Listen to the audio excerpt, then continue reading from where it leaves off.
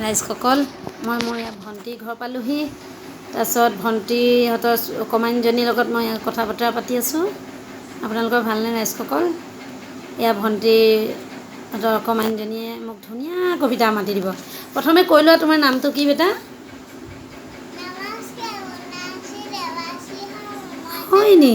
ইমান ধুনীয়া ধুনীয়া নাম ন তোমাৰ? তুমি এতিয়া মোক কবিতা এটা মাতি শুনাই দিয়া।